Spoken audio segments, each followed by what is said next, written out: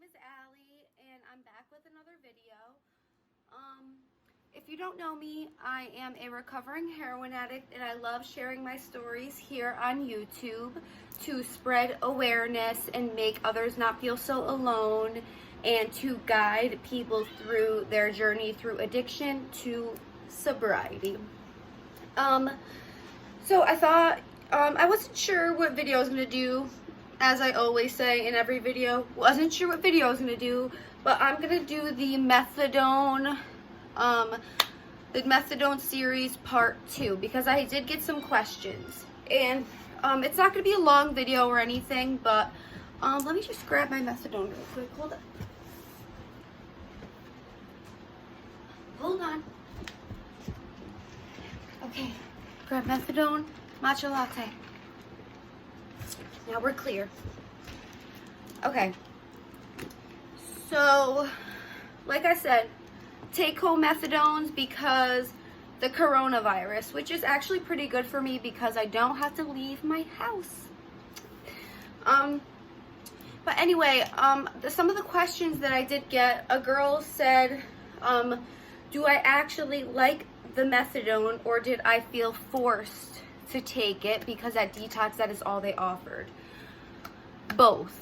So at my detox, they didn't offer me Suboxone to detox off of, because in order for you to take Suboxone, you have to be at least 3 days clean off of heroin, or you will be extremely sick if you take the Suboxone too early from your last dose of heroin. So the difference with methadone is you could have gotten high an hour ago, you go into detox, they give you this, you won't get sick, you'll feel immediately better. So in detox, what they do is they slowly taper you down from a certain dose. And in detox, I wasn't on a high dose at all.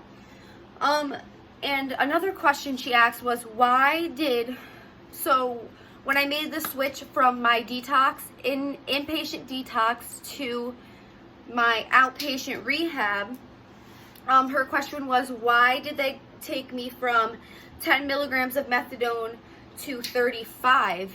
And that is because the lowest milligram they offer at my outpatient is 35 milligrams. They believe that is a good therapeutic dose to start at, and based on your meetings with your counselor and your psychiatrist and all of your case managers, that all what the data they collect and how you're feeling depends on if your dose will go up or down. So most of the time when you enter the methadone program, you will get tapered up. I got tapered up slowly. I am at 70 milligrams of methadone now. Do I think it works? Yes, I think it works. I have felt amazing on methadone, but I do want to say that I am scared of its side effects. I'm scared of what it's doing to my bones, my teeth, my insides of my body, because I do suffer from lupus SLE. And I do plan on making a video about how my addiction affected my lupus and how lupus infected my addiction. They both play a big role in each other. But so methadone is I have to keep a good eye on the effects of methadone because it can be very hard on your body. And the lupus that I have is systematic lupus, and it affects all of my organs, so I need to be extra super careful. And so another question she had was, do I plan to stay on this methadone, or do I plan on switching to Suboxone? Like, what's the deal with that? I told her that I plan to stay on methadone because the side effects are, like, I don't notice any side effects other than I get sleepy, which I expected, and the weight gain. I think I'm gaining weight from it. I've been eating a whole lot. Can't tell if it's the methadone or the quarantine, probably both, but yeah, there's that. And another question she asked was, what was it? What did she ask? would you suggest other people going on methadone?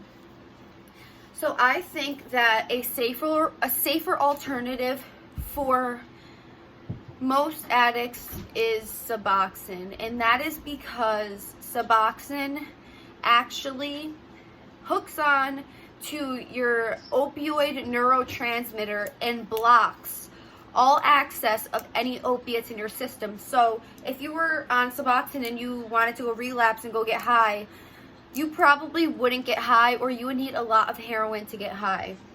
It's a blocker. It's an opioid blocker antagonist. That's the problem with methadone. You can still get high on this, but I think a pro of methadone is that I feel like it is stronger than Suboxone in that way. It works a lot stronger. I feel like it is just as hard to wean down off of methadone as it is to wean off of Suboxone. The thing with methadone is that, hold on, I gotta grab my pen, guys.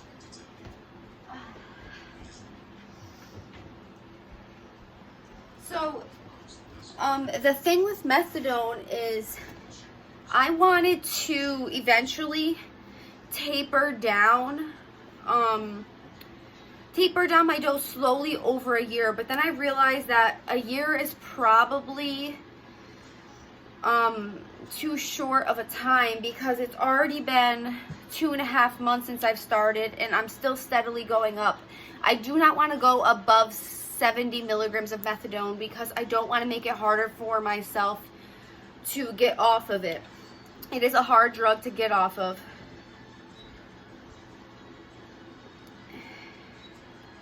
Okay, I am just pulling up my notes. Hold on. Come on now. Just pulling up my notes. Hold up. Hold up. Hey. Boo, boo, boo. Boo, boo, boo. Boo, boo, boo. Hold up. Hey. Okay, so. Give me some patience, guys. Give me some patience. I'm working on it. I'm working on it. And so, you know, I've heard a lot about the horror stories of methadone and how it gets into your bones. It makes them very brittle, makes your teeth crack and get brittle. And as y'all see, I got a nice set of teeth, never had braces. I am not trying to lose my teeth, and I already, this is kind of personal, guys, but I've already seen like a little tiny baby chip in my front tooth up here, and you wouldn't even notice it unless I told you and you were like right up in my mouth. But that is the truth, and I'm so scared. I don't know if it's from the methadone. I don't know what it's from. I brush my teeth all the time. I take care of my teeth and all of that. Let's see.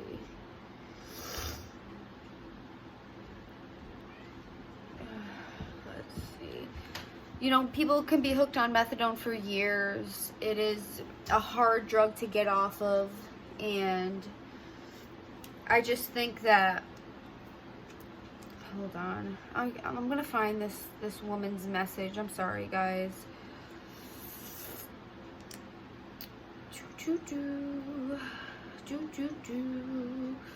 Okay, I'm going on it. Okay. Are you happy on methadone, or do you feel like you're just continuing it because you were put on it and fear withdrawals, since I hear them to be worse than heroin withdrawal? So I continued the methadone after detox because I was already started on it. And in order for me to switch over to Suboxone, if I wanted to, I would have to go 3 days sick with nothing. And that pain is excruciating. I actually should do a video on heroin sickness by itself and the excruciating pain. You know what? I'm making that video tomorrow on the excruciating side effects of heroin sickness and why it is so hard. So that is the reason that I stuck with methadone and I did not go to Suboxone, because I don't think that I could handle the withdrawals. I think I could have relapsed if I was forced to switch from methadone to Suboxone, and that's the truth. So that is why I stuck with methadone. So I guess I could agree with, I did continue it in fear of the withdrawals, yes. And then she was curious as to why they upped my dose after detox. I already answered that question before, because 35 is the lowest that they offer at the outpatient, and yada yada yada. So, and do you think you'll be changing forms of opioid withdrawal assistance or just completely wean off the methadone?